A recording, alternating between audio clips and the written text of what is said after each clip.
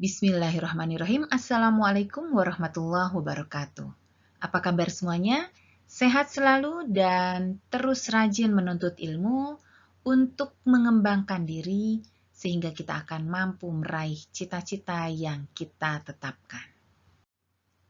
Untuk itu sangat penting bagi kita mengenali diri kita dan apa upaya yang dapat kita lakukan untuk pengembangan diri kita.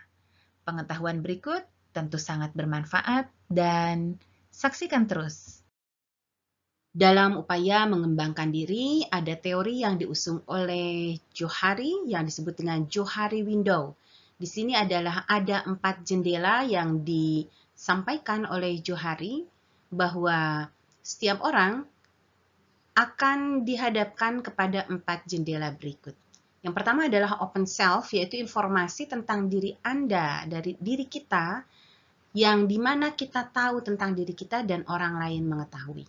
Kemudian ada blind self, yaitu informasi tentang kita yang kita sendiri tidak tahu, sementara orang lain mengetahui. Kemudian ada hidden self, yaitu informasi tentang diri kita yang kita tahu tapi orang lain tidak tahu. Sementara unknown self adalah informasi tentang diri kita yang kita sendiri tidak tahu dan orang lain pun tidak tahu. Bagaimana pengembangan diri ketika kita mengetahui dan orang lain pun mengetahui? Saling mengetahui keunggulan, kekurangan, kemudian hal-hal yang ingin dicapai atau kendala atau persoalan-persoalan yang dihadapi. Maka ketika kita mengetahui dan orang lain mengetahui, potensi pengembangan diri yang dapat dilakukan adalah dengan sama-sama berkolaborasi, sama-sama berdiskusi, menambah pengetahuan, kemudian berkolaborasi dalam mencapai cita-cita yang ingin dicapai. Berkolaborasi tentu juga saling mendukung, memotivasi untuk pencapaian yang lebih baik. Yang berikutnya, ketika kita tahu orang lain tidak tahu, maka yang harus kita lakukan dalam pengembangan diri adalah berbagi.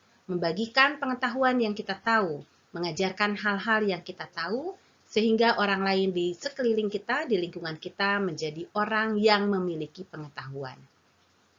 Ketika kita tidak tahu, orang lain tahu, maka dalam proses pengembangan diri adalah yang kita lakukan, hendaknya kita belajar dari orang yang lebih tahu, kita memperdalam, menggali beragam pengetahuan, sehingga kita akhirnya akan mengetahui dan memiliki hal-hal yang diperlukan di dalam pengembangan diri.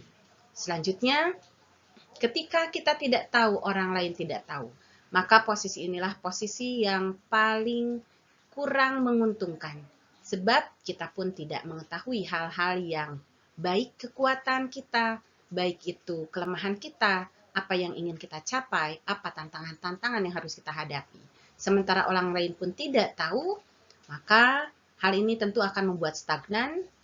Yang dapat kita lakukan adalah kita hijrah, kita pindah kepada orang lain yang tahu, yang akan membantu kita, dan tentu dengan kita berpindah, kita berkumpul dengan orang lain yang tahu tentang hal yang baik yang dapat kita lakukan untuk pengembangan diri kita, ini akan menjadi kemajuan bagi diri kita.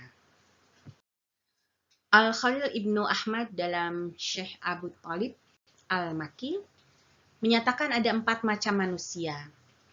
1, orang yang berilmu dan tahu dirinya berilmu. Ikutilah orang yang seperti ini. Yang kedua, orang yang berilmu tetapi dia tidak tahu kalau dirinya berilmu. Dia ini bagaikan orang yang sedang tidur, maka bangunkanlah dia.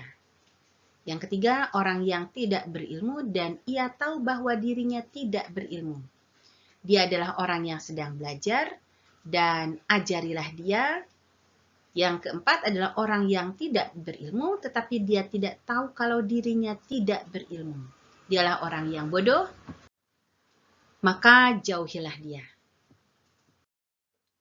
Semoga kita termasuk dalam kategori orang yang tahu bahwa kita berilmu, dan kemudian kita mengajarkan ilmu kepada orang lain, sehingga ilmu yang kita miliki bermanfaat.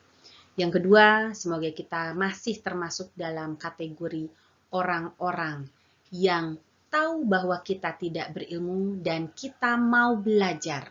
maka carilah orang yang berilmu yang mau mengajari kita. Semoga kita semakin mampu meningkatkan kompetensi dalam diri kita dan kita menjadi orang-orang yang beruntung dengan ilmu yang baik dan benar. Terima kasih. Wassalamualaikum warahmatullahi wabarakatuh.